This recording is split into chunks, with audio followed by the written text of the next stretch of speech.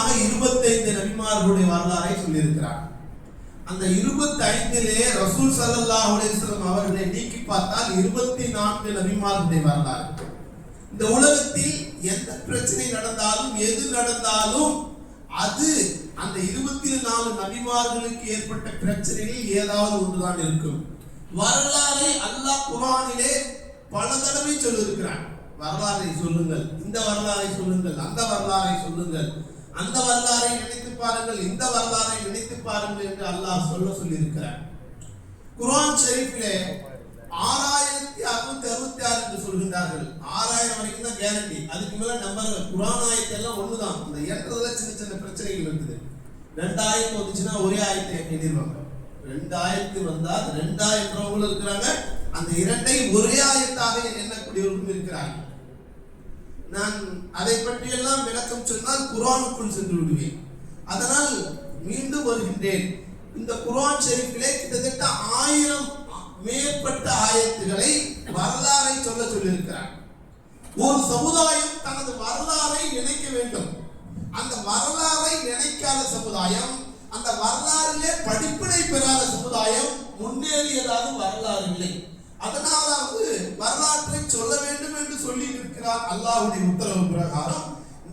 நாம் இங்கே சில வரலாற்று செய்திகளை ஆதாரத்துடன் தெளிவாக பார்த்து அதை கொண்டு நாம் படிப்பினை பெற விரும்புகின்றோம். முதலாவது, நாட்டினுடைய வரலாறா, இஸ்லாமியர்களின் வரலாறா, உலக வரலாறா, எந்த வரலாறு, எப்படி சொல்வது?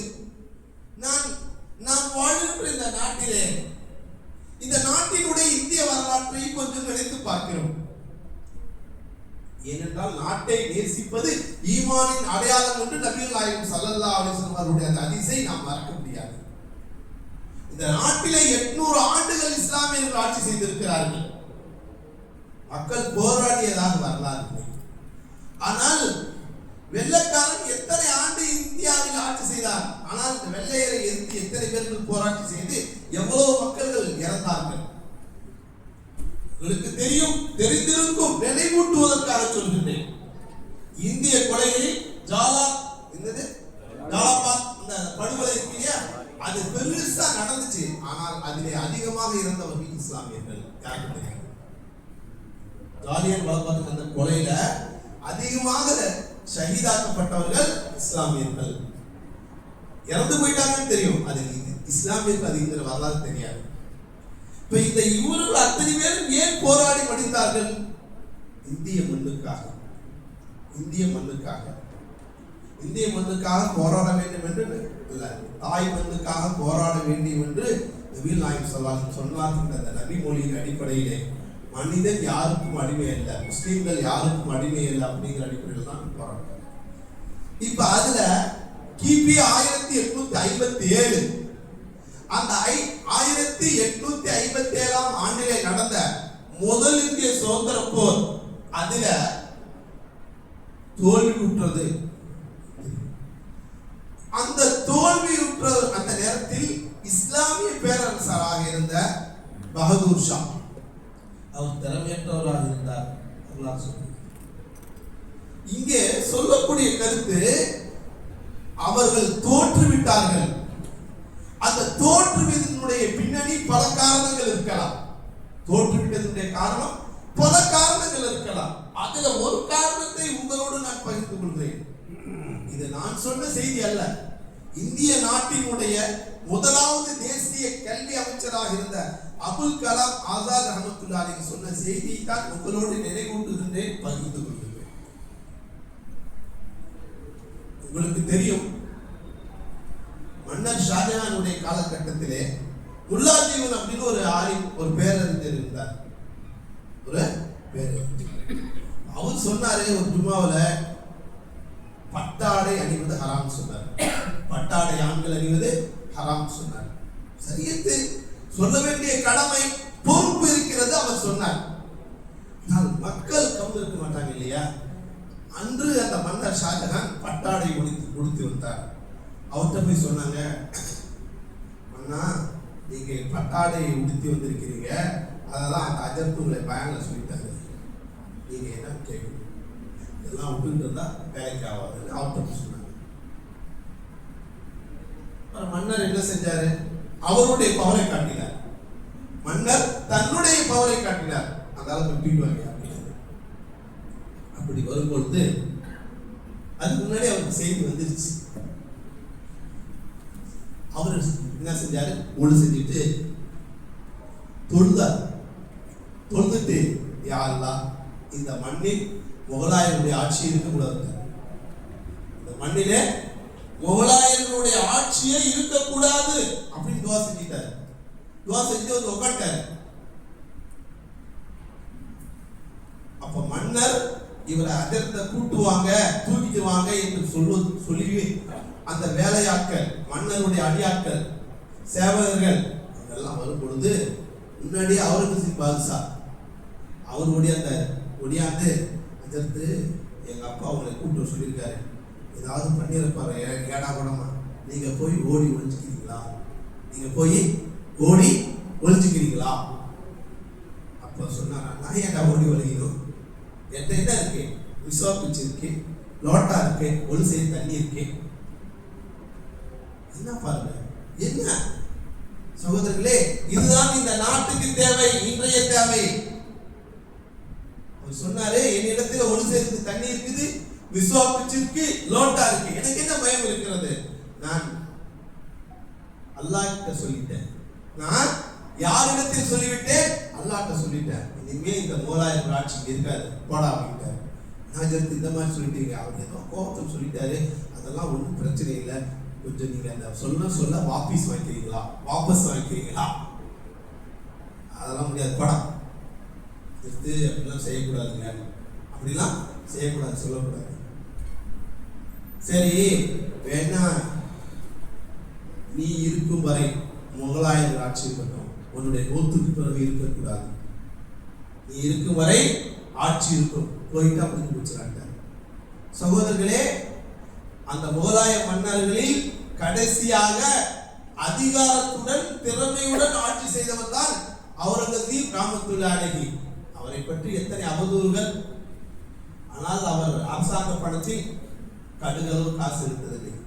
தன் உழைப்பில் வாழ்ந்தவர், ஹராம் ஹலாலை பேணியவர், தொழுகையை விடாதவர், தஹஜ்ஜத் தொழுகையை விடாதவர், இஷ்ராக்கை விடாதவர், இப்படியெல்லாம் அவரை பற்றியுள்ள சிறப்பு அம்சங்கள் எழுதியிருக்கின்றன. இங்கே நான் சொல்லக்கூடிய செய்தி, அவர் துஆ செஞ்சார், ஆட்சி போய்விட்டது, இதுவரை போயிடுச்சு, நாம் ஆட்சி இழந்து விட்டோம். 200 ஆண்டுகள், 1957 முதல் இந்திய சுதந்திர போர், நீங்க அதிலிருந்து இந்த வரை கணக்கு வச்சுக்கீங்க, 200 ஆண்டுகள். 200 ஆண்டுகள் ஆட்சி போய்விட்டது, இஸ்லாமிய ஆட்சி. காரணம் ஒரு பெரியோருடைய தத்துவம். அப்ப நம் நாட்டிலே நாம் தெரிந்து கொள்ள வேண்டிய முதல் செய்தி, நம்முடைய பிள்ளைகளுக்கு, நம் குடும்பங்களுக்கு நாம் சொல்ல வேண்டிய முதல் செய்தி, பத்வா யாருடைய சாபத்திற்கும் ஆளாக கூடாது. முதல் செய்தி, யாருடைய சாபத்திற்கும் ஆளாக கூடாது. இது தப்பா செஞ்சுட்டு போறாங்களா, எப்படி கப்பல் செய்யலாம்? இல்லை சகோதரர்களே, நியாயமானவர்களின் நியாயமான காரணங்கள், நியாயமானவர்களின் நியாயமான காரணங்கள் சாபத்துக்கு ஆளாக கூடாது. இதை நாம் இந்த ரம்ஜானிலே பார்க்க வேண்டும். ஏன் சொல்லுங்க, இந்த கஞ்சி வாங்கும் போது, அந்த வடை கொடுக்கும் பொழுது ஒரே பிரச்சனை. ரம்ஜான் முடிட்டு பார்த்துக்கலாம், எதிர்த்து வெளியே வந்தான் ஆகணும், உள்ளே சொல்ல மாட்டீங்க, பொதுவான முறையில சொல்லணும், வெளியே வந்தான் ஆகணும். இப்பதான் 10 நிமிஷம் நீ மேய்க்க முடியும், வெளிக்கிழமை. சகோதரர்களே, அப்ப சமுதாயம் இந்த ரம்ஜான் மாசத்திலே சண்டை சாச்சரவுகளே கழித்து விடுகிறார்கள். அதனால் எவ்வளவு பெரிய ஒரு விளைவு ஏற்பட்டது. முதலாவது நாம் வரலாற்று, இந்தியாவினுடைய வரலாற்றையே அவருடைய துவா மாற்றி புரட்டி போட்டு விட்டது. ஒரு மனிதனுடைய துவா வாழ்க்கையில் உயர்வை கொடுக்குமா? ஒரு மனிதனுடைய துவா ஒரு வாழ்க்கையில் உயர்வை கொடுக்குமா? நீங்கள் இந்திய வரலாற்றில் பார்த்தீர்கள் என்று சொன்னால், அடிமை அரசர்கள் ஒரு குரூப் வந்திருக்கும். இந்தியாவை ஆட்சி செய்தவர்களில் அடிமை அரசர்கள், அதுல முதலாவது அடிமை ஃபர்ஸ்ட் இருந்தார். அவருக்கு எப்படி அவர் அரசரானார். வரலாறை நீங்கள் படித்தார்கள் என்றால் ஆச்சரியப்படும். ஏனென்றால் எனக்கு கொடுக்கப்பட்டது வரலாறு. அந்த வரலாற்றினுடைய அந்த பாடத்தை நாம் நினைவில் ஏற்றுக்கொள்ள வேண்டும். அவர் மன்னருக்கு சோறு கொண்டு போறாரு. அந்த அரசர் அந்த அடிமை கூட்டு எடுத்துட்டு போகும்போது தவறி கீழே விழுந்துருச்சு. எடுத்துட்டு போகும்போது தவறி சோறு கீழே விழுந்துருச்சு. கீழே வந்துட்டா மன்னருக்கு எப்படி கோபம் வரும்? வேலைக்காரன் எப்படி பயப்படுவான்? அடிமையா இருக்கணும் எப்படி பயப்படுவான்? அனைத்து நடுங்கி அழுகுறாரு. அந்த வழியாக சென்றார் ஒரு இறைநேசர். உங்களுக்கு தெரியும், அவர் பக்தியார் காக்கி குதுபுதி பக்தியார் காக்கி ரஹ்மத்துல்லாஹி அலைஹி. அப்ப அவர் அந்த பக்கம் பார்த்தீங்கன்னா சாப்பாடு கீழே சிந்திச்சு மன்னர் எடுத்துட்டு வந்தாங்க. நீ இந்த நாட்டையே ஆட்சி செய்ய போகிற, நீ நான் அடிமையா இருக்கிறேன், நீ மன்னராவாய், நீ ஒன்னே ஒன்று சரியாடா, எனக்கு சொல்லுங்க நான் செய்யறேன். இந்த நாட்டிலே தர்வேஷர்களுக்கு சாதுக்களுக்கு ஃபக்கீர்களுக்கு வீடு கட்டி கொடு. ஒரு கான்கானா துவா செய்யறதுக்கு உண்டான ஒரு இடம். நம்ம பாசையில் வந்தா ஒரு பள்ளியாசம் கட்டி கொடுறோம் அப்படிங்கிற பாசை. அவர் சகோதரர்களே, அவருடைய துவாவினால் அவருடைய அந்த இன்ஃபுல்லா அப்படியே மன்னராயிட்டாங்க. ஏன் சொல்லுகிறோம்? எதற்கு சொல்லுகிறோம்? சுருங்க சொல்லுகிறோம். ஒரு மனிதனுடைய துவா அரசராக்கியது. இது ரசூல் சல்லல்லாஹு, இது சாதாரண ஒரு இறைநேசர் என்றால் இறைநேசர்களுடைய எல்லாம் தலைமையாக இருக்கக்கூடிய முஹம்மது ரசூல் ஸல்லல்லாஹு அலைஹி வஸல்லம் அவருடைய வாயிலிருந்து இந்த வார்த்தை வந்தது. அது அப்படியே நடந்துச்சு. அப்ப இந்த ரம்ஜான் மாசத்திலே பொதுவாக வரலாற்றிலே நாம் துஆவை வாங்கிக் கொள்ள வேண்டும், பத்வாவிலிருந்து தப்பிக்க வேண்டும். துஆவை வாங்கிக் கொள்ள வேண்டும், பத்வாவிலிருந்து தப்பித்துக் கொள்ள வேண்டும். நாம் இன்னும் என்னமோ மாதிரி தொழுகிறோம், என்னமோ நினைச்சிட்டு இருக்கிறோம். சகோதரர்களே, இந்த துஆ பெரும்பாலும் ரம்ஜான் மாசத்துல எல்லாமே யார் துஆ ஓதுறாங்களோ இல்லையா, அஜத்த துஆ வச்சுட்டாங்க. போயிட்டு வேற என்ன நோம்பு தரதுக்கு முன்னாடி நீங்க துஆ ஓதுங்க. அஜத்த உட்காந்து அல்லாஹ் சரி சரி அங்க உட்காந்து விளையாண்டுட்டு இருப்பாங்க பின்னாடி. இது என்ன கைது? யாரை ஏமாத்துறோம்? யாரை ஏமாத்துறோம்? எதுக்கு ஏமாத்துறோம்? என்னங்க நடக்குதுங்க? அஜத்த வேலை செஞ்சிருப்பாரு, தொண்டை வரைக்கும் துஆ ஓதிட்டு இருப்பாரு. மக்கள் எல்லாரும் கிடையாது, ஒரு சிலர்கள். அப்ப அல்லாஹ் என்ன நினைப்பான்? அல்லாஹ் என்ன நினைப்பான்? என்னடா எட்ட உன் நாக்கு தான் கேட்குது, கண்ணு ஃபுல்லா போட்டாவின் பஜ்ஜினி இருக்குது, கஞ்சி கொட்டாவில் இருக்குது, நீ உன் துவாவா நான் ஏற்றுக்கணுமா? எல்லாம் நினைப்பான்னு நினைக்க மாட்டானா? இங்க நம்ம மனசாட்சி தொட்டு சொல்லுவோம், யாரும் நமக்கு ஜட்ஜ்மெண்ட் தேவையில்லை, யாருக்குமே ஜட்ஜ்மெண்ட் கூட்டு போகல. சகோதரர்களே, இங்கே சொல்லக்கூடிய கருத்து, நாம் துஆ செய்ய வேண்டும். அந்த துஆ செய்யும் பொழுது துஆவைத்தான் செய்ய வேண்டும். இதை நாம் விளங்க வேண்டும். இன்றெல்லாம் துஆவிலே பவர் குறைத்து விட்டது. காரணம் ஹலால் ஹராம், ஹலால் பேணுதல் இல்லை. ஹராமுக்கு எப்படி ஒரு மதிப்பில்லையோ அல்லாஹ் நம்மை காப்பாற்ற வேண்டும். அல்லாஹ் காப்பாற்றுவானாங்க. ஹராமினால் வளர்ந்த உடம்பு அது நரகத்திற்கு தான் தகுதி என்று நபிகள் நாயகம் ஸல்லல்லாஹு அலைஹி சொல்லியிருக்கிறார். ஹராமினால் வளர்ந்த உடம்பு நரகத்துக்கு தான் செல்லும். அப்ப ஹராமிலிருந்து தவிர்த்து கொள்ளுங்கள். பல குர்ஆன் ஆயத், பல ஹதீஸ் இருக்கு. ஹலால் பேணுங்கள். மக்கள் பார்க்கிறார்கள், தமிழில் சொல்வது போல அது உதாரணங்களை எல்லாம் இப்படியெல்லாம் சொல்லலாமா என்று நீங்க கேட்காதீர்கள். விளங்குவதற்கு இதையெல்லாம் சொல்லித்தான் தர வேண்டும். நாய் வித்து காசு சம்பாதித்தால் அந்த காசு குறைக்குமா? நான் நாய் வித்து சம்பாதிக்க காசு, அதாவது அதை இப்படி சொல்லலாம். ஹலாலான காசில் சம்பாதிக்கும் பொழுது அந்த காசு சந்தன வாசனை அடிக்குமா? ஹராமான காசை நாம் சம்பாதிக்கும் பொழுது அது நாற்றம் அடிக்குமா? மழை வாட்டம் ஏதோ ஒரு நாற்றம் அடிக்குமா? அப்படி நினைச்சிட்டு இருக்கோம். அல்ல, ஹலாலுக்கு ஒரு தனி சக்தி இருக்கிறது. ஹலாலுக்கு அதுக்கு ஒரு தனி சக்தி இருக்கிறது, நாம் விளங்க வேண்டும். அஜித்து காஃபிர்லாம் அவனை பத்தியே நீங்க கேட்காதீங்க. அவன் நேராக நரகத்துக்கு போகக்கூடியவன், கேள்வி கணக்கு இல்லாமல் நரகத்துக்கு போகக்கூடியவன். அவனுக்கு பைபாஸ்ல பஸ் போற மாதிரி பைபாஸ்ல நரகத்துக்கு போக வேண்டியதுதான். அவரை பத்தி கேட்கறதே இல்ல. அவன் வாழ்க்கை தனி வாழ்க்கை. அல்லாஹ் குர்ஆன் ஷரீஃபிலே சூரா முஹம்மதில் சொன்னது போல, வல்லதீன கஃபரு யகுலூன வ யதமத்தஊன் கமா தகுல் அன்னாம் வன்னார் துஃபல்லு. பார்ப்பீர்கள், அவன் ஆடு மாடு போல வாழக்கூடியவன், ஆடு மாடு போல சாப்பிடக்கூடியவன், அவன் எப்படியோ சாப்பிட்டு எப்படியோ வாழ்ந்து அவன் நரகத்துக்கு போகக்கூடியவன். முஸ்லிம்கள் சொர்க்கத்துக்கு செல்லக்கூடியவன், அவர்களுக்கு தான் சொர்க்கம் தயாரிக்கப்பட்டிருக்கிறது. அதனால்தான் அந்த முஸ்லிம்களுக்கு கட்டுப்பாடுகள், அந்த முஸ்லிம்களுக்கு ஒழுக்கங்கள், அவர்களுக்கு பண்பாடுகள், அவர்களுக்கு பல விஷயங்களை சொல்லித் தருகிறோம். ரசூலுல்லாஹ் இருக்கின்றவரை அவர்கள் சொன்னார்கள். அவர்கள் மரணத்திற்கு பிறகு அந்த இடத்தில் வந்த ரசூலுடைய வாரிசுகள் மார்க்க அறிஞர்கள் சொல்லிக் கொடுத்தார்கள். எல்லா விஷயத்திலும் தீர்வையும் தெளிவையும் சொல்லிக் கொடுத்தார்கள். எல்லா விஷயத்திலும் தீர்வையும் தெளிவும் சொல்லிக் கொடுத்தார்கள். எல்லா பிரச்சனைக்கும் தீர்வையும் தெளிவும் சொல்லிக் கொடுத்தார்கள். ஒவ்வொரு காலகட்டத்திலும் மார்க்க அறிஞர்கள் வந்தார்கள், சொல்லிக் கொடுத்தார்கள் விளக்கங்கள். அதை கேட்டவர்கள் மேலே உயர்த்தார்கள், கேட்காதவர்கள் கீழே போய்விட்டார்கள்.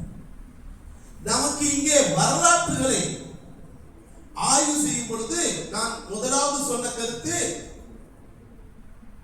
யாருடைய சாபம் வாங்கக்கூடாது, துஆவை வாங்க வேண்டும். துஆ மனிதனை மாற்றும், மனிதனுடைய விதியை மாற்றும், மனிதனுடைய ஆயுளை கூட்டும், மனிதனுடைய வாழ்க்கையிலே அவனுக்கு ஒரு புதுவிதமான விசேஷத்தை தரக்கூடியதுதான் துஆ என்பது.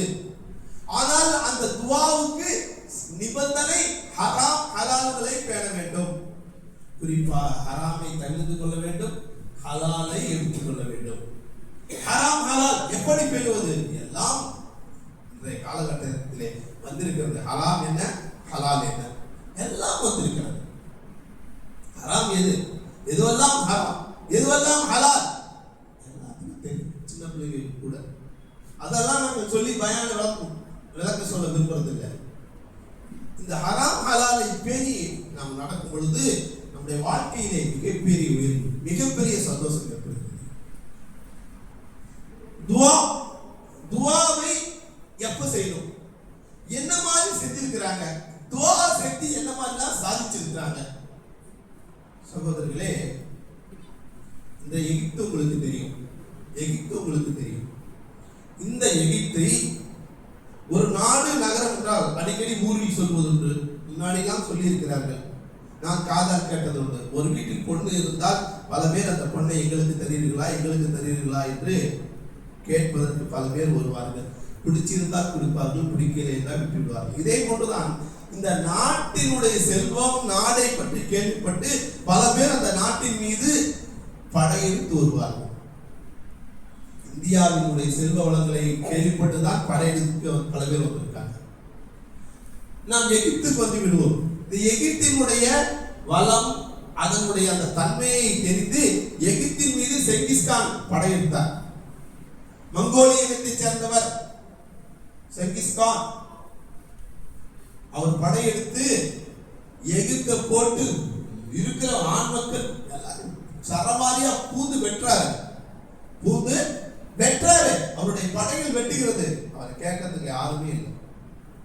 ஏனென்றால் அவர்கள் தான் ரொம்ப உயரமானவர்கள், ரொம்ப வீரம் அதிகம். முஸ்லிம்கள் கோழைகளாக மாறிவிட்டார்கள். கேட்கறதுக்கு வழி இல்லை, சண்டை போட ஆள் இல்லை.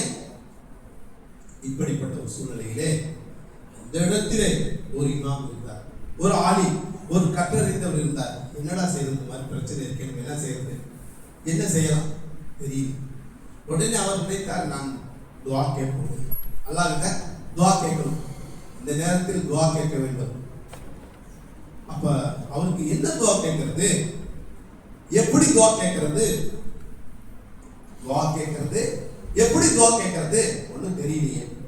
அப்ப உடனே அவர் ஆய்வு செஞ்சார், ஹதீஸ் கிதாபை எடுத்தார். எல்லா துஆக்கள், ஹதீஸில் வந்த அத்தனை துஆக்களை ஒரு பேப்பர் பேனால குறிச்சிட்டார். முதல்ல எடுத்து குறிச்சிட்டார். குறிச்சி எடுத்துட்டு போய் ஓதுங்க. ஊர்ல இருந்தா எடுத்து ஓத விடுவாங்களா? உடனே அவர் ஒரு ஃபாரஸ்ட், வனாந்தரத்துக்கு போறாரு. வனாந்தரத்துக்கு போய் என்ன செய்யறாரு, அங்க உட்கார்ந்து துஆ ஓதுறாரு. எல்லா துஆக்களும் ஓதுறாரு.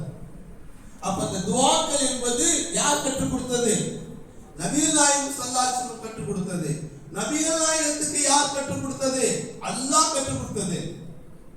அப்ப அந்த துஆவை எல்லாம் ஓதுன உடனே நபி ஸல்லல்லாஹு அலைஹி வஸல்லம் அவருடைய கனவுல வராங்க. வந்து கேட்குறாங்க, என்னங்க நீங்க நான் கற்றுக் கொடுத்த அனைத்து துவாக்களையும் ஓதுனீங்களே, உங்க பிரச்சனை என்ன, உங்களுக்கு என்ன ரசூலுல்லாஹ் கேட்குறாங்க. அவருடைய கனவுல வந்து உங்களுடைய பிரச்சனை என்ன, என்ன கேட்குறீங்க? அப்ப அவர் சொன்னாரு, யா ரசூலுல்லாஹ், எகிப்துல என்ன நடந்துட்டு தெரியுமா தெரியாதா உங்களுக்கு? தெரியுமா? மக்களை அடிச்சு வெட்டி குத்திட்டு இருக்கிறான். அவனை கேட்கறதுக்கு ஒருத்தவங்க ஆள் இல்ல. ரோட்டில் ரத்த ஆறுகள் ஓடுகிறது. யா ரசூலுல்லாஹ், நீங்கள் துஆ செய்யுங்கள். அப்ப அவர் சொல்றாரு, அந்த இமாம் பேர் இப்னு ஜௌசி ரஹ்மத்துல்லாஹி அலைஹி. அப்ப அந்த இப்னு ஜௌசி சொல்றாரு, நான் ரசூலுல்லாஹ்வை பார்த்தேன் அன்று இரவு, வியாழக்கிழமை இரவு விடிஞ்சா வெள்ளிக்கிழமை, இன்னைக்கு மாதிரி வியாழக்கிழமை இரவு விடிஞ்சா வெள்ளிக்கிழமை ரசூலுல்லாஹ் துஆ செஞ்சாங்க. நான் துஆ செய்யும்போது ரசூலுல்லாஹ்வுடைய கையை பார்த்துக்கிட்டே இருந்தேன். துஆ செஞ்சுட்டு ரசூலுல்லாஹ் தன்னுடைய முகத்தை கையை தடவி கொண்டார்கள். துஆ செஞ்சு முகத்துல கையை தடவிக்கிறார்கள். அடுத்த நாள் துஆ செஞ்சிருச்சு. காலையில பார்த்தா பயங்கரமான காத்து. அந்த காட்டு பின்னணியில் குரல்கள் கேட்கின்றன, இங்கிருந்து போயிருங்க, ஓடிடுங்க, உங்களுடைய உடல் உயிருக்கு ஆபத்து, ஓடி போங்க, ஓடி போங்க, இங்க இருக்காதீங்கன்னு சொன்னாங்க. செங்கிஸ்கான் படை ஓடிவிட்டது. இதை நான் கற்பனையாக சொல்லவில்லை. ஏதோ எனக்கு 23 பயான் கொண்டிருக்கிறார்கள் என்று சொல்லவில்லை. சகோதரர்களே, அவர் துஆ எழுதினார்ல, துஆ ஓதுனார்ல, அந்த கிதாப் இன்னைக்கு இருந்துச்சு. இது கப்சா இல்ல, அந்த துஆ இருக்கு. அந்த கிதாபுக்கு பேர் என்ன தெரியுமா? அல் ஹிஸ்னுல் ஹசீன். அல் ஹிஸ்னுல் ஹசீன் அப்படின்னா என்ன? உறுதி வாய்ந்த கோட்டை அர்த்தம். பிரச்சனையா இருந்துச்சு, அந்த பிரச்சனைக்கு அவர் ஓதுனாரு, அது கோட்டையா இருந்து அவரை காப்பாத்திருச்சு. அந்த அர்த்தத்துல அவர் பேர் வச்சாரு அல் ஹிஸ்னுல் ஹசீன். இங்கே சொல்ல வரக்கூடிய செய்தி, அவருடைய அந்த துஆ, ஒரு மனிதனுடைய துஆ அந்த எகிப்தையே காப்பாற்றி விட்டது. இன்னைக்கு 1857 ஏற்பட்ட முதலிந்திய சுதந்திர போர் 1947 சுதந்திரம் பெற்ற பிறகு முஸ்லிம்கள் இந்த நாட்டிலே எப்படி இருக்கிறார்கள் என்பதை நான் சொல்லி உங்களுக்கு பயானில் புரிய வைக்க வேண்டிய அவசியம் இல்லை. முஸ்லிம்களுக்கு எப்படிப்பட்ட தொல்லைகள், என்னென்ன சிரமங்கள், இந்த நாட்டை ஆண்டவர்கள், இந்த நாட்டுக்காக உயிரை கொடுத்தவர்கள் அல்ல. நீங்கள் எங்கு சென்றாலும் அங்கு ஒரு முஸ்லிம், அங்கு இருக்கக்கூடிய மக்களுக்கு சுபிட்சமாக சந்தோஷமாக வாழ்வதற்கு பல ஏரிகளை கட்டி கொடுத்திருக்கிறார்கள், பல அணைகளை ஏற்படுத்தி கொடுத்திருக்கிறார்கள். தமிழ்நாட்டிலே நீங்கள் வரலாறை புரட்டி பாருங்கள். நீங்கள் மருத நாயகன் சொல்லக்கூடிய கான், முகமது யூசுப் கான், வரலாறை படித்து பாருங்கள். மருத நாயகம் அவர் கட்டிய கல்லணைகள் இன்றும் இருக்கின்றன. யார் அவர்? ஏன் கல்லணை கட்டினார்? அவர் மட்டுமா? எவ்வளவோ யாரெல்லாம் இந்த மண்ணிலே வந்தார்களோ இஸ்லாமியர்கள், அவர்கள் இந்த மண்ணில் இருக்கின்ற மக்கள் சுபிட்சமாக, சந்தோஷமாக, மகிழ்ச்சியாக வாழ்வதற்கு எத்தனை தேவை இருக்கிறதோ அத்தனை தேவைகளுக்கும் அவர்கள் செய்து காட்டிய அந்த வழியில் வந்த முஸ்லிம்களை எப்படி எல்லாம் செய்து கொண்டிருக்கிறார்கள். முஸ்லிம்கள் இதற்கு என்ன செய்ய வேண்டும்? முஸ்லிம்கள் என்ன செய்ய வேண்டும்? முஸ்லிமுடைய தன்மையில் நடந்து கொள்ள வேண்டும். இன்று முஸ்லிம்கள் இருக்கிறார்கள், பெயர் தாங்குகிறார்கள். முஸ்லிம்களுடைய குணங்கள் இல்லை, முஸ்லிம்களுடைய பண்பாடுகள் இல்லை, முஸ்லிம்களுடைய குணங்கள் இல்லை, முஸ்லிம்களுடைய பண்பாடுகள் இல்லை. எதிரிகளாக இருந்தாலும் எதிரிகளிடத்திலும் எப்படி நடந்து கொண்டார்கள்? இஸ்லாமிய வரலாறை சொல்லட்டுமா? இது தெரியும். பைத்துல் முகத்தஸ், அந்த பள்ளிவாசல் இன்று பலஸ்தீனத்தில் இருக்கிறது. பைத்துல் முகத்தஸ் நபிமார்கள் வாழ்ந்த இடம். ஹசரத் யூசுப் அலைஹிஸ்ஸலாத்து வஸ்ஸலாம் அவர்கள் அடக்கப்பட்ட இடம். ஹசரத் இப்ராஹிம் அலைஹிஸ்ஸலாம் உயர்ந்த இடம். யாக்கூப் அலைஹிஸ்ஸலாம், எல்லா நபிமார்களும் வாழ்ந்த இடம், வாழ பிரியப்பட்ட இடம் பைத்துல் முகத்தஸ். சுலைமான் அலைஹிஸ்ஸலாம் அவர்களுடைய காலத்தில் ஜிங்களால் கட்டப்பட்ட பள்ளிவாசல். அந்த பள்ளிவாசலில் தொழுதால் அதற்கு ஒரு தனி நன்மை. கிட்டத்தட்ட ஒரு 50,000 ரக்காத் தொழுதல். ஒரு ரக்காத் தொழுதால் 50,000 ரக்காத் தொழுதல் நன்மை. வசதி இருப்பவர்கள் அதையெல்லாம் போய் பார்க்க வேண்டும். பார்த்தாதான் ஈமான் வளரும். இந்த பைத்துல் முகத்தஸ் ரசூலுடைய காலத்தில் வெற்றி கொள்ளப்படவில்லை. இந்த பைத்துல் முகத்தஸ் எதோடு சேர்ந்திருந்தது? ஒரு காலகட்டத்திலே எகிப்தோடு சேர்ந்திருந்தது. நாளடைவில் பிரிந்து கொண்டார்கள். உங்களுக்கு தமிழக வரலாற்றுடைய மேற்பை பாருங்கள். தமிழ்நாட்டில் எத்தனை மாவட்டங்கள் இருந்தன? இப்பொழுது எத்தனை மாவட்டமாக இருக்கிறது? ஒரு மாவட்டத்தை எத்தினார் பங்குபடுத்தி விட்டார். அப்ப அதே மாதிரி தான் நாடுகளும் படித்தாங்க, பிரிச்சு போட்டாங்க. இப்ப பலஸ்தீனத்தில் அது இருக்குது. இந்த பைத்துல் முகத்தஸ் என்ற பள்ளிவாசல் உமருடைய காலத்தில் வெற்றி கொள்ளப்பட்டன. உமர் ரலியல்லாஹு அன்ஹு. அதற்கு பிறகு மீண்டும் அவர்களுடைய கையில போயிடுச்சு. மீண்டும் சலாஹுத்தீன் அய்யூபி ரஹ்மத்துல்லாஹி அலைஹி அவர்களால் வெற்றி கொள்ளப்பட்டது. இந்த சலாஹுத்தீன் அய்யூபி காலத்தில் வெற்றி கொள்ளப்பட்டவுடன் அவர் என்ன செஞ்சார் தெரியுமா? வெற்றி கொள்ளப்பட்டவுடன், வெற்றி அடைந்த உடனே போய் ஓடினே 2 ரக்காத் பைத்துல் முகத்தஸ் தொழுதார். ஓடி பைத்துல் முகத்தஸ் பள்ளிவாசல்ல 2 ரக்காத் தொழுதார் சலாஹுத்தீன் அய்யூபி. அப்ப அந்த நேரத்தில் முஸ்லிம்களுக்கும் கிறிஸ்தவர்களுக்கும் சண்டை. என்ன சண்டை? சிலுவை போர். அப்ப முஸ்லிம்கள் ஜெயிச்சிட்டாங்க நினைச்சு முஸ்லிம்கள் மீது சண்டையிடுவதற்கு எல்லா கிறிஸ்தவர்கள் ஒன்று கூடி கடல் வழியா வர்றாங்க. ரோட்ல தரை வழியா வந்தா தடுத்து நிறுத்தலாம், கடல் வழியா வந்தா கடற்கரையில் மேல வந்த பிறகுதான் அவங்களை தாக்க முடியும். நீந்தி வரும்போது அடிக்க முடியுமா? அதை அடிச்சா எவ்வளவு லாஸ். அப்ப சலாஹுத்தீன் அய்யூபி ரஹ்மத்துல்லாஹி அலைஹி சொன்னார்கள், கடல் வழியாக வந்த அந்த கிறிஸ்தவர்களிடத்தில் நீங்க சண்டைலாம் போடுங்க, நாங்களும் சண்டை ரெடியா இருக்கிறோம். ஆனால் கடல்ல நீந்தி வந்திருக்கீங்க, இரவு எங்களுடைய விருந்தாளியாக இருங்கள், இரவு எங்களுடைய விருந்தாளியாக இருங்கள். தனது படை வீரர்களுக்கு உத்தரவிட்டார்கள். அவர்களுக்கு குளிர் அடிக்கும், அவர்களுக்கு போர்வையை கொடுங்கள், உயர்ந்த போர்வை கொடுங்கள், உயர்ந்த ஆடையை கொடுங்கள், நல்ல முறையில் நடந்து கொள்ளுங்கள். யார் சொன்னா? எந்த படைத்தலைவன் சொல்லி இருக்கிறார்? முதல் இந்திய சுதந்திர போரிலே தோல்வி அடைந்தவுடன் முகலாய பேரரசர் பகதூர் ஷாவை எங்கே கொண்டு சென்றார்?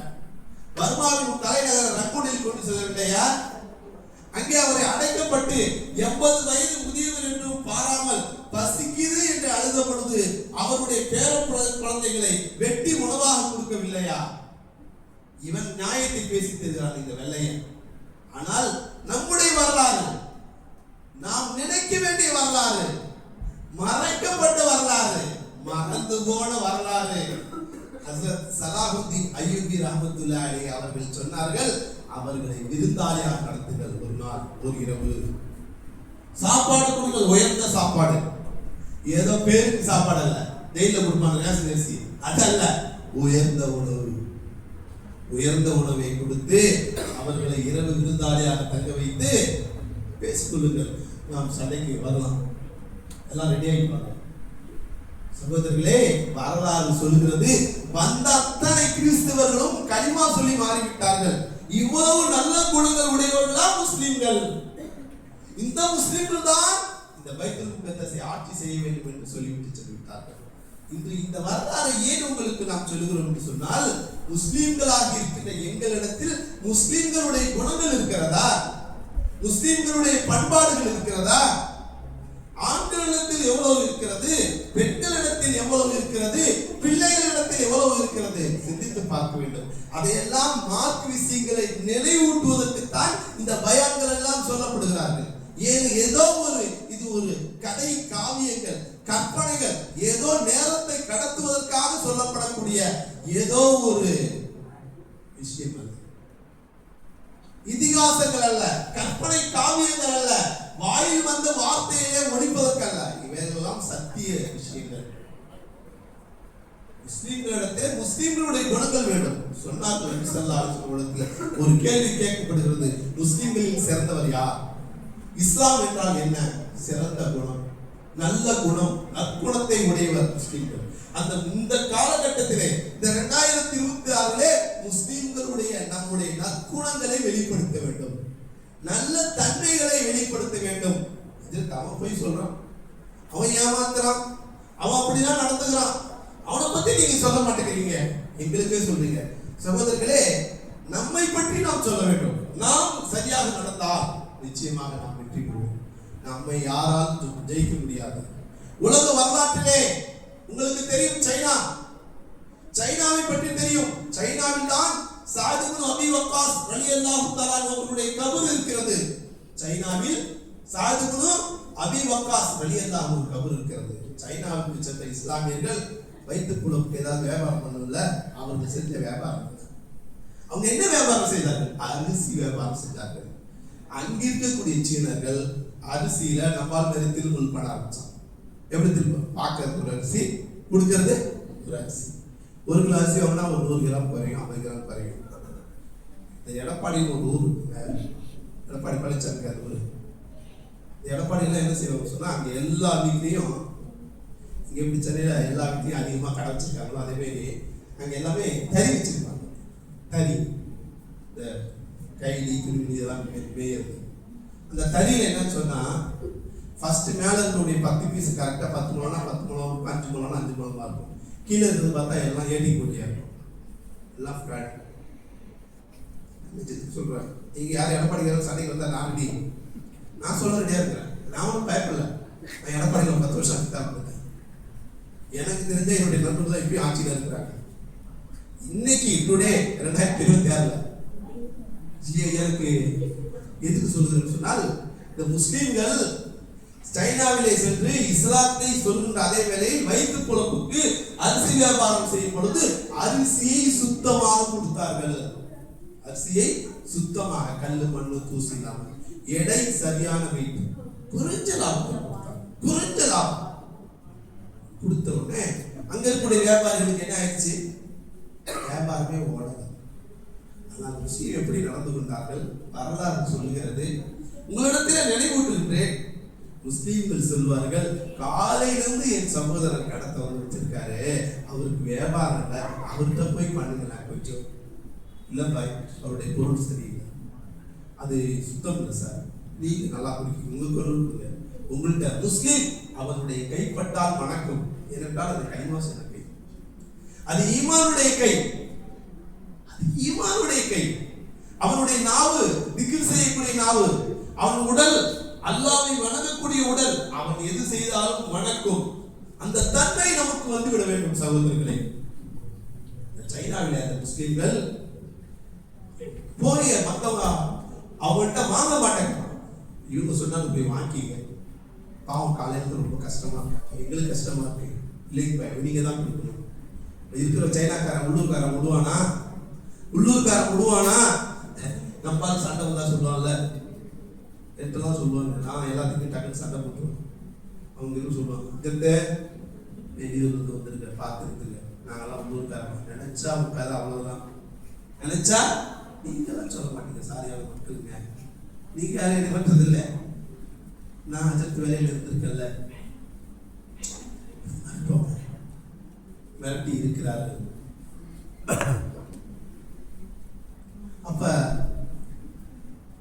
அந்த மக்கள் எல்லாம் சேர்ந்து அந்த மத்த முஸ்லீம்களை மிரட்ட ஆரம்பிச்சாங்க. உங்களை ஊரை விட்டே துரத்திருந்தாங்க. நீங்க என்ன நல்ல பிள்ளைங்க, நாங்க கெட்ட பிள்ளைங்களா? உடனே என்ன செய்வது தெரியாமல் மன்னர்கிட்ட போய் உள்ளூர்காரங்களாம் சொன்னாங்க, உள்ளூர் வியாபாரிகள், அந்த வெளியூர் பாய்ங்க வியாபாரம் வந்ததுனால எங்க வியாபாரம், அதனால் அவர்களை துரத்தணும், தூரம் விட்டு. நாங்க போன்னு சொன்னா அவங்க போக மாட்டாங்க. அண்ணர் நீங்களே உத்தரவு போடணும், இந்த ஊரை விட்டு போக சொல்லி, நீங்கள் உத்தரவு போடணும். மன்னரும் உத்தரவு போட்டு விட்டார். உள்ளூர்காரங்க பேச்சு கேட்டு மன்னரும் உத்தரவு போட்டாரு. ஆனால் அங்க இருக்கக்கூடிய மக்கள் எல்லோரும் சேர்ந்து மன்னருக்கு எதிராக போராடினார்கள். இவர்கள் சென்றால் நீங்கள் எங்களுக்கு மன்னராகவே இருக்க வேண்டாம், அவர்களை நாங்கள் மன்னராக தேர்ந்தெடுத்துக் கொள்கிறோம். என்ன ஆச்சரியம்! இதைத்தான் நாம் மீண்டும் சொல்கிறோம்.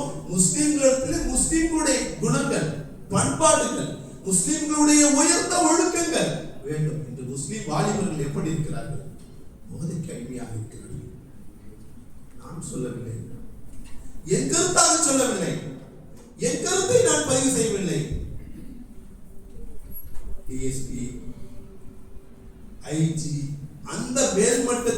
வரக்கூடியவர்கள் எதிர யாரும் பாய்க்கு யாரும் சொல்ல மாட்டாங்களா போதை பொருளாக யூஸ் பண்ணக்கூடாது. எந்த ஊரை சில முஸ்லிம்கள் அதிகமாக இருக்கின்ற ஊர், அந்த ஊரினுடைய ஆண் மக்கள் தங்கள் வாழ்வாதாரத்தை தேடி வெளியூருக்கு போயிருக்கிறாங்க, வெளிநாட்டுக்கு போயிருக்கிறாங்க. வெளிநாட்டுல காசு சும்மா சம்பளம் கொடுத்துருவானா? ஏங்க நம்ம காசு கொடுக்க மாட்டோம். காலையில வேலை வாங்கிட்டு சாயங்காலம் போகும்போது காசு கொடுத்து சொல்லுவோம். வேலை செஞ்ச ஒன்று திருப்தி இல்லைன்னு எங்க அப்பா கிட்ட சொன்னாரு. எங்க அம்மாவும் பிடிக்கலன்னு சொல்லிச்சு. நான் போனா போது கூப்பிட்டு வந்தாச்சு, சம்பளம் கொடுத்துட்டு நம்பாலே சொல்லும் போது அறமாட்டங்கள் சும்மாவா இருப்பான்? எப்படி?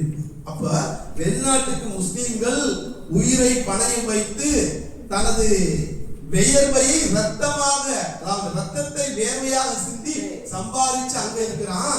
இங்க பார்த்தா அவனுக்குள்ள போதை பொருளுக்கு அடிமையாகி ஊரா சுத்திக்கிட்டு காலேஜுக்கு போகாம கட்டை அடிச்சுட்டு ஆண் மக்கள் பெண் மக்கள் என்னென்னமோ நடந்துட்டு இருக்குது. அதையெல்லாம் இந்த இடத்துல நான் சொல்லி பதிவு செய்ய விரும்பவில்லை.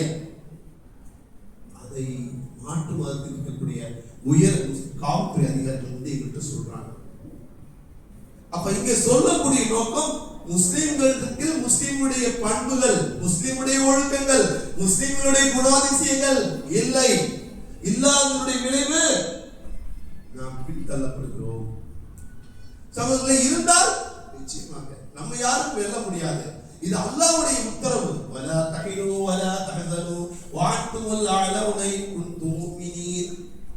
நடந்ததை நினைத்து கவலைப்படாதீர்கள், நடக்க போவதை நினைத்து வருத்தப்படாதீர்கள். நீங்கள் மூமினாக இருந்தால், மூமின்களுடைய தன்மை இருக்குமேயானால் நீங்கள் உயர்த்தவர்களாக சொல்லுங்கள். நம்மிடத்தில் எந்த உயர்ந்த தன்மை இருக்கிறது? நாம் எந்த தன்மையோடு வாழ்ந்து கொண்டிருக்கிறோம்? நம்மிடத்தில் ரமதான் வருகிறது. ரமதானிலே கிட்டத்தட்ட 23 வந்துவிட்டது. நாம் கற்றுக்கொண்ட பாடங்கள் என்ன?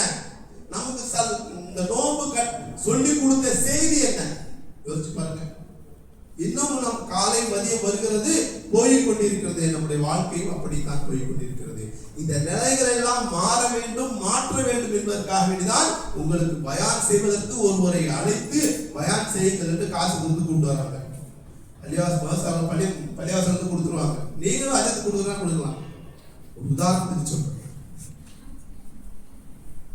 ஆனால் எவ்வளவு சொன்னாலும் நாங்க எப்பயுமே நடப்பமே இருந்தால் யாருக்கு எதிர்ப்பு கவலை இல்லை. அல்லாஹ் எப்பொழுதும் இருப்பவன். அவன் என்ன செய்யணும் அவன் செஞ்சிருவான். சகோதரர்களே, முஸ்லிம்கள் அவர்கள் மத்தியில் எப்படி ஒற்றுமை வரும்? முஸ்லிம்களுடைய குணங்கள் இருந்தாலே ஒற்றுமை வரும். நீங்கள் ஸ்பெயினுடைய வரலாறை எடுத்து பாருங்க. ஸ்பெயினில் 800 வருஷம் முஸ்லிம்கள் ஆட்சி செஞ்சிருக்கிறார்கள். ஸ்பெயினிலே ஒரு பள்ளிவாசல், அதிலே 1000 தூண்கள் இருக்கின்றன. ஒரே ஒரு பள்ளிவாசல், அந்த பள்ளிவாசலை தூண்கள் எத்தனை? 1000. எவ்வளவு பெரிய பள்ளிவாசல், எவ்வளவு மக்கள் இருப்பார்கள். அந்த பள்ளிவாசல் எங்க இருக்கிறது? ஸ்பெயினுடைய தலைநகர் குர்துபாவில் இருக்கிறது. குர்துபா. எவ்வளவு பேர் தொழிலாளர்கள் இருப்பாங்க. எங்கே?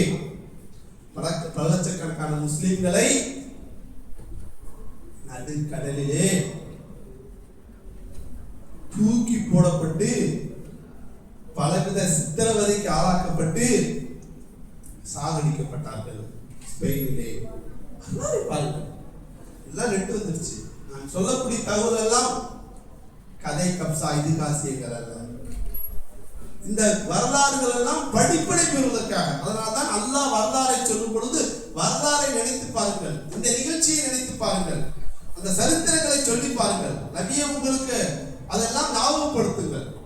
இந்த ரமலானுடைய மாசத்தில் அந்த வரலாறுகள் எல்லாம் நாம் நினைத்து இந்த வரலாற்றிலிருந்து நாம் பாடங்கள் பெற வேண்டும்.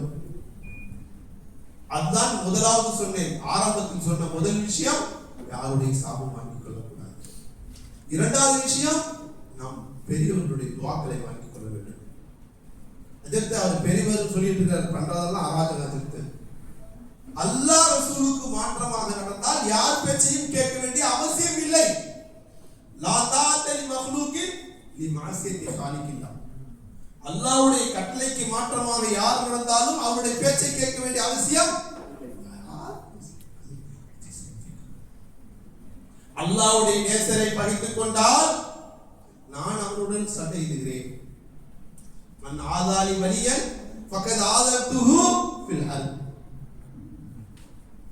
சகோதரர்களே, இந்த ரமலானுடைய மாசத்திலே நாம் இறைநேசர்களை எல்லாம் நினைத்து பார்க்க வேண்டிய கடமைப்பட்டிருக்கிறோம்.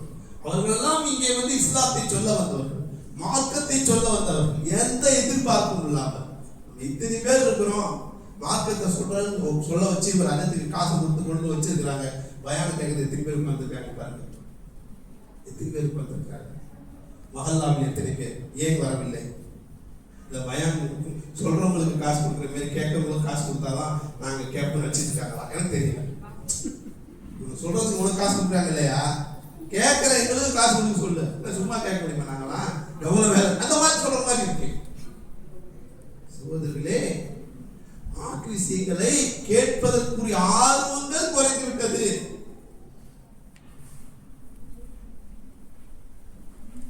மார்க்க விஷயங்கள் கேட்பதற்குரிய ஆர்வங்கள் குறைந்து விட்டது. மக்கள் இரவிலே விழித்திருந்து வணங்க வேண்டும். அந்த இரவில் விழித்திருப்பது வணங்கும் பொழுது அவர்களால் அப்படியே தொழுதுகிட்டே ரோப மாதிரி இருக்க முடியாது. கொஞ்சம் மார்க்க விஷயங்களையும் அவர்களுக்கு நினைவூட்ட வேண்டும் என்பதற்காக வேண்டி அவர்களே தேடி தேடி கண்டுபிடிச்சு இவரை கூட்டு வரலாம் அவரை கூட்டு வரலாம் சொல்லி பயணி கூட்டு வராங்க. கூட்டு வந்தாலும் எப்படி இருப்பாங்க சகோதரர்களே?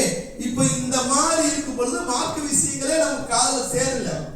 மார்க்க விஷயங்கள் ஆனா மார்க்க விஷயங்களை எப்படி கேட்டுக்கொண்டார்கள், எப்படி ஆர்வமாக இருந்தார்கள்? இஸ்லாமிய வரலாறு நீங்கள் புரட்டி பாருங்கள். சாஃபி ரஹ்மத்துல்லாஹி அலைஹி அவர் மார்க்க கல்வி படிக்க போனாரு. மதீனாவுக்கு போகும்போது அவருக்கு சோறு கொடுக்க ஆள் இல்லை.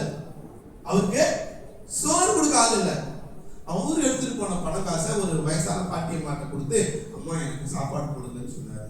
சாப்பாடு போடுங்கன்னு ஒரு அம்மாட்ட சொல்லும்போது அந்த அம்மா என்ன செஞ்சிச்சு, அந்த ஊர் பழக்க பிரகாரம் ரொட்டி ஜைத்தூன் எண்ணெய், ஜைத்தூன் எண்ணெய் ஆலிவ் ஆயில் சொல்றாங்கல்ல, அது இன்னைக்கு ஒரிஜினல் ஆலிவ் ஆயில் கிடைக்கல, அது கிட்ட விஷயம் வேற. இப்ப இந்த ஜைத்தூன் எண்ணெயும் ரொட்டியும் சாப்பிடுது. அப்படி கொடுக்கும் பொழுது ஒரு நாள் குடிச்சு 2 நாள் குடிச்சிச்சு.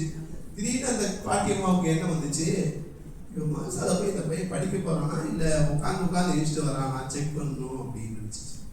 எப்படி செக் பண்றதுன்னு தெரியலையே, ஒரு ஐடியா வந்துச்சு. ஐடியா வந்தோடனே அந்த பொம்பளை வேப்ப எண்ணெயும் ரொட்டியும் சேர்ந்து கொடுத்துச்சு. வேப்ப எண்ணெயும் ரொட்டியும் சேர்ந்து கொடுத்துச்சு. இவரு சாப்பிட்டாரு. சாப்பிட்டுட்டே இருந்தவரு படிச்சு முடிச்சாச்சு.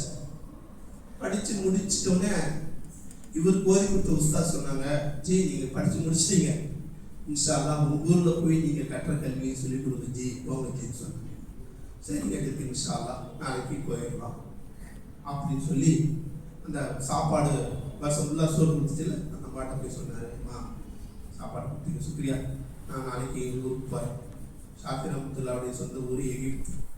எகிப்தை மிஸ்ர் என்று சொல்வார்கள். எகிப்தை மிஸ்ர் என்று சொல்வார்கள். குர்ஆன் ஷரீஃபில் மிஸ்ர் என்கிற வார்த்தை சொல்லப்பட்டிருக்கிறது.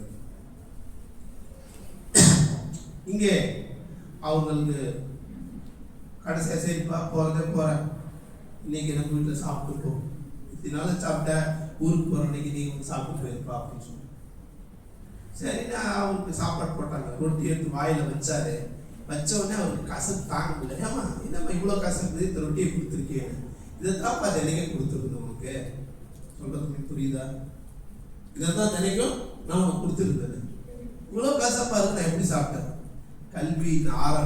கல்வியின் ஆர்வத்தால் பசி எனக்கு ருசியை தெரியவில்லை, பசி எனக்கு ருசியை தெரியவில்லை அப்படின்னு அவர் சொன்ன வரலாறை இங்கே நாம் நினைவில் கொள்ள வேண்டும் சகோதரர்களே. கல்வி அவ்வளவு தேடல், அவ்வளவு ஆர்வத்தோடு அவர் கல்வியை கற்றுக்கொண்டார். இன்னைக்கு மக்களுக்கு மத்தியில பயான் சொல்றேன்னு சொல்லி ஏசி எல்லாம் போட்டு விட்டு, லைட் எல்லாம் போட்டு, ஃபேன் எல்லாம் போட்டு விட்டு உட்கார்ந்துனா கூட என் நிலைமை எப்படி இருக்குது என்பதை நான் வாயால் சொல்ல விரும்பவில்லை. மார்க் விஷயங்களில் ஆர்வங்கள் குறைந்து கொண்டு வருகிறது. ஆனால் மார்க் விஷயங்கள் சொல்கின்ற இடத்தில் தான் மலக்குமார்கள் இருக்கிறார்கள். மலக்குமார்கள் கண்ணுக்கு தெரியாது அவர்கள் இருக்கிறது. அது கண்ணுக்கு தெரிஞ்சா என்ன? கண்ணுக்கு தெரிஞ்சா அதுக்கு பேர் ஈமான் இல்ல. மலக்குமார்கள் இங்க உட்கார்ந்து இருக்கிறது நீங்க எல்லாம் பார்த்துட்டோம், நாங்க எல்லாம் பார்த்துட்டோம், உலகத்தில் இருக்கின்ற எல்லா மக்களும் பார்த்துட்டாங்கன்னா யாராவது வீட்டில் இருப்பாங்களா? எல்லாம் பள்ளியாதான் உட்கார்ந்து இருப்பான். அப்ப அவன் ஈமானி யாரு பேஈமானி யாருன்னு தெரியாம போயிடும். அல்லாஹ் அதை சோதிப்பதற்கு தான் மலக்குமார்கள் இருக்கிறார்கள். ஆனால் நீங்கள் அவர்களை பார்க்க முடியாது, அவர்கள் உங்களை பார்த்து கொண்டிருக்கிறார்கள். அந்த மலக்குமார்கள் உங்களுக்கு துஆ செய்வார்கள். அந்த மலக்குமார்கள் உங்களுக்கு துஆ செய்வார்கள். துஆ செய்திருக்கிறார்களா? துஆ செஞ்சு நடந்ததாக வரலாறு உண்டா? கேள்வி இருக்கிறது அல்லவா? நீங்க சும்மா வெறும் துஆ செய்வாங்கன்னா நீங்க பாட்டுக்கு சொல்றாங்களே இல்லையா, போற போக்கு சொல்லிட்டு அப்படி ஓடி இருக்கக்கூடாது. அது வரலாறு சொல்லுங்க. அதுக்கான ஒரு சான்றிதழ் ஆவணங்கள் இருக்கா? ஒன்றல்ல, நிறைய இருக்கு. ஒரு உதாரணத்தை நான் சொல்லுவேன், அடிக்கடி நினைவில் கொள்வேன். இமாம் கஸ்ஸாலி ரஹ்மத்துல்லாஹி அலைஹி அவர்கள் பெரிய ஆலிம், மிகப்பெரிய ஆலிம். அதை பற்றி நான் ஒரு சம்பவம் தனியாக சொல்ல வேண்டும். அந்த கஸ்ஸாலி ரஹ்மத்துல்லாஹுடைய தந்தை இருக்காரு, அவங்க அப்பா பயான் பண்ற மஜ்லிஸ்ல போய் உட்கார்ந்து இருப்பாராம். உட்கார்ந்து கேட்டுட்டே இருப்பார், பயான் மனமுறி கேட்டுட்டு இருப்பார். கேட்டுட்டு அவர் அல்லாஹ்ட்ட துஆ கேட்பாரா, யா அல்லாஹ் என்னடா பிள்ளையே இல்லை, எனக்கு நீ குழந்தையை கொடுத்தால் என் பிள்ளையும் உன் பேச்சை கேட்டு உன் பேச்சை உலகம் முழுவதும் சொல்லுவான். இல்லை, அதனால எனக்கு பிள்ளையை கொடு என்று துஆ செய்தார். இந்த பயானுடைய மஜ்லிஸிலே அவர்களுக்கு துஆ கபூலாகி அல்லாஹ் அவருக்கு குழந்தையை கொடுத்தான். அந்த குழந்தைக்கு கல்வி ஞானத்தை கொடுத்தான். அந்த கல்வி எப்பேற்பட்ட கல்வி! சுப்ஹானல்லாஹ், உலகத்திலேயே சிறந்த ஆலிமாக அவர் ஆக்கினார். சிறந்த இன்டர்நேஷனல் ஆலிம். மக்கள் எல்லாம் துஆ செய்கின்ற ஆலிம். எப்படி மக்கள் துஆ செய்றாங்க? யா ரப்பி ஆத்திலனா இல்மன் வ ஃபஹ்மன் கமா ஆதைத யா ரப்பனா லிஷைஹி கஸ்ஸாலி நவ்ரினா ஹஸமா கல்பல் கதீபி கமா நவர்த கல்பை மா மின் நாசி கஸ்ஸாலி உலாய சல்லி வஸல் دائما عبدا على حبيبك خير الخلق كلهم. என்ன கேட்கறதுக்கு? அல்லாஹ் கஸ்ஸாலி ரஹ்மத்துல்லாஹி அலைஹி கொடுத்த அறிஞானத்தை போன்று எங்களுக்கு தருவாயா. இவ்வளவு பெரிய கல்வி ஞானத்தை கொடுத்தவர். அவர் எழுதிய புத்தகத்தை எல்லாரும், குறிப்பாக தமிழகத்தினுடைய தாய் கல்லூரி பாக்கியாத் சாலிஹாத்தினுடைய ஸ்தாபகர் ஆலா ஹஜ்ரத் அப்துல் வஹாப் ரஹ்மத்துல்லாஹி அவர்கள் எங்கு போனாலும் கஸ்ஸாலி இமாமுடைய கிதாப் இல்லாம போகவே மாட்டார்.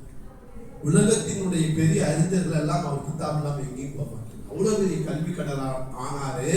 எதனால்? அவங்க பாவா செஞ்ச துஆ. எங்கே செஞ்ச துஆ? இந்த பயான் மஜ்லிஸிலே துஆ செஞ்சது. பயான் மஜ்லிஸிலே மலக்குமார்கள் வருகிறார்கள். அவர்கள் அந்த துஆவை அல்லாஹ்வுடைய உத்தரவு பிரகாரம் கேட்ட மாதிரி சொல்லிட்டு போறாங்க. அதனால பயான் மஜ்லிஸ்ல உட்காருவோம், கேட்கும்போது நெருங்கி கேளுங்க, கேட்கும்போது உள்ளத்தோடு கேளுங்க, உடம்பை மட்டும் வச்சுட்டு கேட்காதீங்க, உள்ளத்தோடு கேளுங்க. சகோதரர்களே, மார்க்க விஷயங்களிலே ஆர்வம், ஒரு உற்சாகம் தேவை இந்த உம்மத்துக்கு. அப்ப அது அந்த மார்க்க கல்விதான் இல்லாத காரணத்தினால் அவர்கள் ஒழுக்கம் இல்லாமல் வளர்ந்து விடுகிறார்கள். மார்க்க கல்வி ஒன்றுதான் கல்வியை கல்வியாக சொல்லிக் கொடுக்கிறது. ஒழுக்கத்தை போதிக்கக்கூடிய கல்வி மார்க்க கல்வி. மற்றவர்கள் எல்லாம் கல்வியை சொல்லித் தருகிறார்கள், கல்வியை மட்டுமே சொல்லித் தருகிறார்கள், ஒழுக்கத்தை சொல்லித் தருவதல்ல. அதனால்தான் இஸ்லாத்திலே சொல்லப்படும் ஒழுக்கம் இல்லாத கல்வி அது கல்வியே இல்லை, அது அல்லாஹ்விடத்தில் எந்த ஒரு மதிப்பும் இல்லை. அப்ப ஒழுக்கங்கள் என்னென்ன ஒழுக்கங்கள்? ஒவ்வொரு விஷயத்திற்கும் ஒழுக்கங்கள் சொல்லப்படுகின்றன. பள்ளிவாசலில் உட்காரும் போது ஒரு ஒழுக்கம், பெரியோர்களுடன் பேசும் பொழுது ஒரு ஒழுக்கம், தாய் தந்தையர்களுடன் பழகும் போது ஒரு ஒழுக்கம், சிறியவர்களிடத்தில் பழகும் பொழுது ஒரு ஒழுக்கம், நடந்து பொழுது போது ஒரு ஒழுக்கம், சாப்பிடும் பொழுது ஒரு ஒழுக்கம், தூங்கும் போது ஒரு ஒழுக்கம். ஒவ்வொரு செயலிலும் ஒழுக்கத்தை சொல்ல தரக்கூடிய ஒரு கல்விதான் இஸ்லாமிய கல்வி. அப்ப அந்த இஸ்லாமிய கல்வி குறைந்து விட்டது. நீங்கள் முழு குர்ஆன் ஆய்வு செய்தால் அல்லாஹ் தான் அந்த குர்ஆனை இறக்கினார். அந்த அல்லாஹ் சொன்னதை ஏற்றுக்கொள்ள வேண்டும். ஆனால் அந்த அல்லாஹ் சொல்லக்கூடிய ஒரே வார்த்தை நீங்கள் சிந்திக்க வேண்டாமா? அஃபலா தஅக்கிலூன், அஃபலா தததப்பரூன், அஃபலா தஸ்மஊன், அஃபலா துப்சிரூன். அவன் சிந்தனையை செய்ய சொல்கிறான். அறிவை தூண்டிக்கொண்டே இருக்கிறார். நான் சொன்னதால் மட்டும் ஏற்றுக்கொள்ளாதே, உன் அறிவை கொண்டு யோசித்துப்பார், உன் அறிவுக்கு வேலை கொடு, உன் மூளைக்கு வேலை கொடு. அப்ப அந்த அறிவு மூளை எல்லாம் எப்ப செய்வாரு? ஆட்கள் இருந்தாலும் நல்லா சொல்லியிருக்கான்னு செய்வாரு, இல்லைன்னா அவர் எப்படி செய்வாரு? சகோதரர்களே, யோசித்து பார்க்க வேண்டும். இந்த உம்மத், ரசூலுல்லாஹ்வுடைய உம்மத் கல்வியில பின்தங்கிருச்சு. கல்வி என்றால் தீனுடைய கல்வியா துன்யாவுடைய கல்வியா? பல பேர் நினைக்கிறார்கள் தீனுடைய கல்வி மாஷா அல்லாஹ் எல்லாம் படித்து விட்டார்கள். கல்வியை பிரித்தது ஒரு சில ஆண்டுகள் தான். ஆரம்பத்திலே மார்க்க கல்வி துன்யா கல்வி கிடையாது, எல்லாம் ஒரே கல்விதான், ஒரே கல்விதான், ஒரே இடம்தான், ஒரே இடத்தில் தான் எல்லாம் சொல்லிக் கொடுக்கப்பட்டது. காலப்போக்கிலே நாளடைவில் பள்ளிவாசலில் வெறும் நூறாணி கைதா குர்ஆன் அழுந்து சொல்லிக் கொடுக்குற மாதிரி வச்சுட்டாங்க. அந்த கல்வி அங்க சொல்லிக் கொடுக்குறாங்க. ஆனால் ஆரம்பத்தில் அப்படி அல்ல, எல்லாம் ஒரே இடத்தில் தான், ஒரே பள்ளிவாசல், ஒரே மதரசா, ஒரே காலேஜ். அப்ப கல்வியிலே நாம் பின்தங்கி விட்டோம். எந்த கல்வி? உயர்கல்வி, ஆராய்ச்சி கல்வி. ஆராய்ச்சி கல்வி தான் தமிழ்ல சொல்றோம் எம்ஃபில், எம்எஸ்டி, அத சொல்றானா இல்லையா? பிஹெச்டி சொல்றானா இல்லையா? அந்த ஆய்வியல். அல்லாஹ் முழு குர்ஆனில் இங்கே இருக்கிற ஆலிம்கள் இருக்கிறார்கள், ஹாஃபிஸ் இருக்கிறார்கள், என்னுடைய பயானை ரெக்கார்ட் செய்யப்படுகிறது. முழு குர்ஆனில் அல்லாஹ் சொல்லக்கூடிய ஒரு விஷயம், மனிதனை சிந்தித்து பார். சிந்திக்க வேண்டாமா? சிந்திப்பவர்களுக்கு 1008 படிப்படை இருக்கிறது. இதுதான் குர்ஆன் சொல்லக்கூடிய விஷயம். அப்ப அந்த சிந்திக்கின்ற அந்த துறை, ஆய்வியல் என்கின்ற அந்த துறையை குர்ஆன் திரும்ப திரும்ப வலியுறுத்தி இருக்கின்ற பொழுது சமுதாயம், முஸ்லிம்களிலே எத்தனை பேர் ஆய்வு செய்து ஆய்வியலிலே முதலிடத்தை பெற்றிருக்கிறார்கள்? அதாவது பிஹெச்டி பட்டதாரி எத்தனை பேர்? எட்ஃபீல்டு பட்டதாரி எத்தனை பேர்? உயர்கல்வியிலே எவ்வளவு படித்திருக்கிறார்கள்? இல்ல, படிக்கல. கேட்டா பெற்றோர்கள் சொல்லக்கூடிய காரணம், நான் படிக்க வைக்கத்தான் ரெடியா இருந்தேன், என் புள்ள படிக்கல, நான் என்ன பையன் சொல்றான், எனக்கு படிப்பே புரிய மாட்டேங்குது, ஏன் படிக்கணும்னு தோணுது, அதனால படிக்கல. நம்ம எப்படி செய்ய முடியும்? எப்படி செய்ய முடியும்? உங்களுக்கு தெரியும், ரசூலுல்லாஹ்வுடைய காலத்தில் இருந்து கடைசி கிட்டத்தட்ட 200 ஆண்டுகளுக்கு முன்னால் வரை உலகத்தினுடைய எல்லா இடங்களிலும் முஸ்லிம்கள் தான் ஆட்சி செய்தார்கள். அந்த முஸ்லிம்கள் ஏன் பின்னுக்கு தள்ளப்பட்டார்கள்? ஏன் அவர்கள் பின்தங்கி விட்டார்கள்? கல்வி இல்லை, கல்வி இல்லை. கல்வி மேல போயிட்டான், அவன் மேல போயிட்டான், நம்மால என்ன செஞ்சான்? கீழே போயிட்டான். ஆனால் கல்வி, ஒழுக்கம், பண்பாடு அனைத்தையும் இந்த உலகத்துக்கு சொல்லிக் கொடுத்தவர் அண்ணலம் பெருமானார் ஸல்லல்லாஹு அலைஹி வஸல்லம். அவர்கள் கல்விக்கு முக்கியத்துவம் கொடுத்தார்கள். எப்படி முக்கியம் கொடுத்தார்கள்? வரலாற்றிலே பார்க்கிறோம். பத்ர் போர்க்களத்திலே பிடிப்பட்டவர்களிடம் ரசூலுல்லாஹ் சொன்னது, நீங்க ஒரு 4000 திரகம் கொடுத்துருங்க, உங்களுக்கு கொடுக்கிறது வழி இல்லை, வசதி இல்லை, ரொம்ப கஷ்ட சிரம வழி, நீங்கள் கற்றிருக்கின்ற அந்த கல்வியை 4 பேருக்கு சொல்லிக் கொடுத்துருக்கோம். ரசூலுல்லாஹ் நினைத்திருந்தால் கைதிகளை அவர்கள் என்ன வேணாலும் செஞ்சிருக்கலாம், என்ன வேணாலும் செஞ்சிருக்கலாம். இந்த கைதிகளை எவ்வளவு கொடுமைப்படுத்துகிறார்கள் நீங்கள் படித்து பாருங்கள். ஸ்டேஷனில் நடக்கின்ற கொடுமைகள், நாட்டிலே பிடிப்பட்ட கைதிகள், யுத்த களத்தில் பிடிப்பட்ட கைதிகள், ஆண்கள் பெண்கள், வரலாற்றை பாருங்கள் எந்த மாதிரி பண்றாங்க. ஆனால் பத்ர் போர்க்களத்தில் பிடிப்பட்ட கைதிகளிடம் நபிகள் நாயகம் எப்படி நடந்து கொண்டார்கள்? அவர்களுடைய வேண்டுகோள் என்ன? அவர்கள் சொன்ன வேண்டுகோள், கல்வி என்ன வேற சொல். அப்ப கல்வி உரிமைக்கு அவ்வளவு முக்கியத்துவம் கொடுத்தார்கள். சமுதாயத்தில கல்வி பின்தங்கி போச்சு, கல்வி அறிவு இல்லாம போச்சு. இல்லாத போன காரணத்தினால் நாம் வெற்றியை இழந்தோம், வெற்றியை இழந்து விட்டோம்.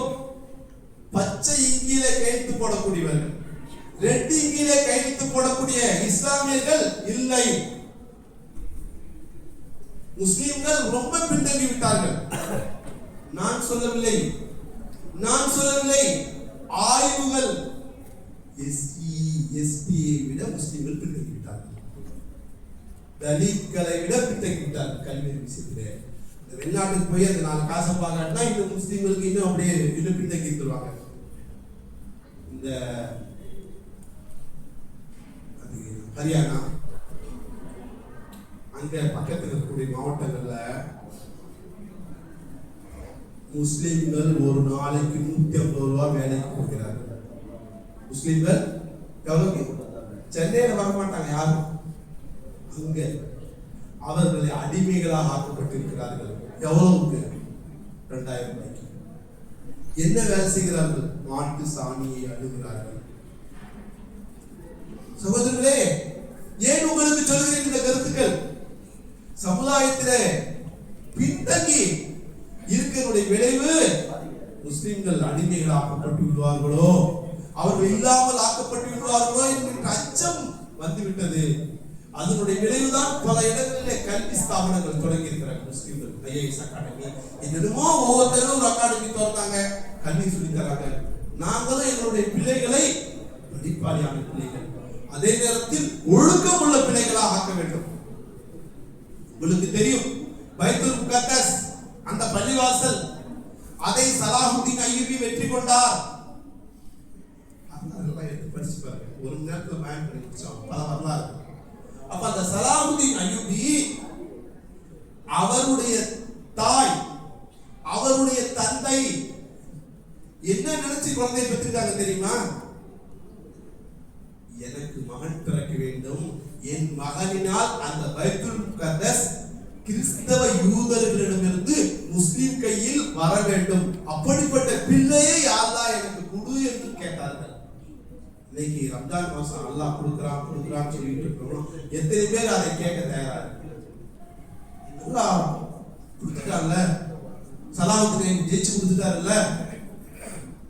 ஆனால் அதை தக்க வைத்துக் கொள்ள முடியவில்லை என்றால் அந்த முஸ்லிம்களிடத்தில் முஸ்லிம்களுடைய குணங்கள், பண்பாடுகள் இருக்க வேண்டும்.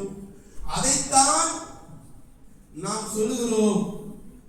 வரலாறுகள் நாம் பாட வைக்க வேண்டும், வரலாற்றிலிருந்து பாடங்களை கற்பித்துக் கொள்ள வேண்டும். வரலாறுகள் மக்களுக்கு அது ஒரு பாடத்தையும் படிப்பினையும் தரக்கூடியது. ஸலவாத்தெல்லாம் ஓதணும். இன்னைக்கு பல பேர் ஸலவாத் ஓதுறதே இல்லை. அந்த ஸலவாத்தினுடைய மகிமையை பற்றி சுலைமான் அல் ஜஸூரி ரஹிமஹுல்லாஹ் ஒரு கிதாப் எழுதியிருக்கிறார். அந்த கிதாபுக்கு பேர் என்ன தெரியுமா?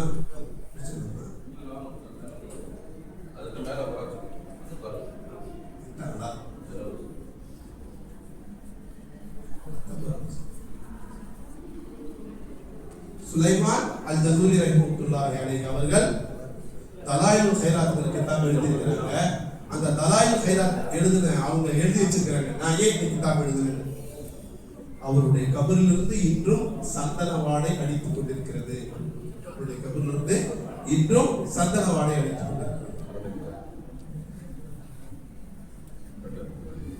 சரி, அப்ப அந்த சுலைமான் அல் ஜஸூரி ரஹ்மத்துல்லாஹி அலைஹி அவர்கள் ஒரு நாள் தன்னுடைய பிரயாணத்தில் ஒரு வனாந்தரத்தில் மாட்டிக்கொண்ட பொழுது, ஒரு செய்ய தண்ணீர் இல்லாமல் தவித்துக் கொண்டிருக்கின்ற பொழுது ஒரு குழந்தை நம்பி கேட்டாரு, கயிறு வாலி இருந்தா கொடுங்க. பார்த்தா பெரிய ஆலிமா இருக்கீங்க, கயிறு வாலி கொடுக்குறீங்கன்னு கேட்டுட்டு அந்த பெண்மணி எதையோ ஓதினால், தண்ணீரில் துப்பினால் அந்த தண்ணீர் மேலே வந்தது. அது வந்த பிறகு அவர்கள் ஒளி செய்து கொண்டார்கள். அவர்கள் அந்த பெண்ணிடத்தில் கேட்டார்கள், என்னம்மா ஓதுன்னு சொன்னாங்க. அது ஸலவாத்தை நான் ஓதினேன் என்று சொன்னது. இப்ப ஸலவாத்துக்கு எவ்வளவு பெரிய சிறப்பு இருக்கிறது. இந்த உம்மத் ஸலவாத்தை எல்லாம் மறந்துருச்சு. ஸலவாத்து சொல்றது இல்லை, துஆ கேட்கறது இல்லை, உயர்கல்வியில முன்னேறி வர்றது இல்லை. எப்படி நாம உலகத்தில் முதன்மை பெற்றவர்களாக ஆக முடியும்? எனவே இதையெல்லாம் மாற வேண்டும் என்றால் நான் சொன்ன விஷயங்களை கடைபிடித்து வாழ்வதற்கு நல்ல இறைவன் அருள் புரிவானாக.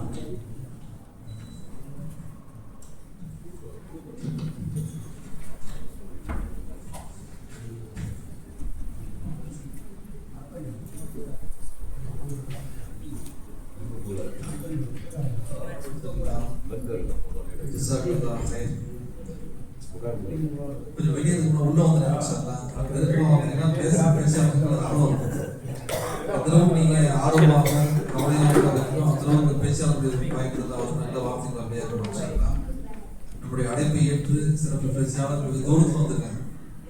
திருக்குடி மஸ்ஜித் ரஹ்மானுடைய தலைமை இமாம் மௌலானா மௌலவி ஹாஜா பகீர் நபி அவர்கள் இப்பொழுது வரலாறுகளை நம் வாழ்வில் பாடமாக்குவோம் என்ற தலைப்பில் இப்பொழுது சிறப்புரையாற்றுவார்கள்.